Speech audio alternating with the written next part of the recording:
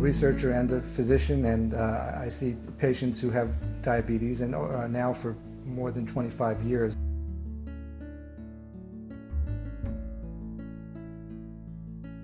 I was diagnosed at age 8. I was in the 3rd grade, living in New Jersey.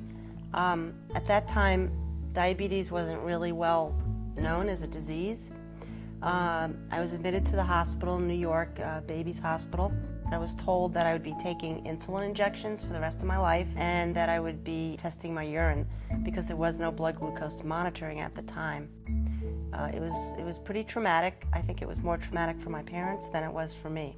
As I began to specialize further in endocrinology, diabetes did become an interest, and I'm guessing that her disease and living with the disease and seeing how diabetes can really affect everyday life did have an influence on me choosing diabetes as a subspecialty.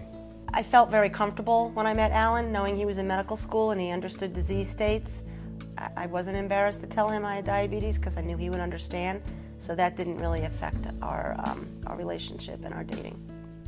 I think we're learning a lot about diabetes and what causes diabetes. We're learning a lot about underlying genetic susceptibility to diabetes. But I think today there really is a gap between discoveries that are made in the laboratory and in laboratory animals and taking those discoveries and translating them into humans to improve the lives of people with diabetes. And I think that's one of the areas that researchers and that institutions that support research in diabetes like JDRF should really concentrate. That is how to take discoveries and bring them into more practical ways to improve the lives of people with diabetes. I think JDRF is a wonderful organization in the fact that every dollar that is donated to fund a cure goes to fund research.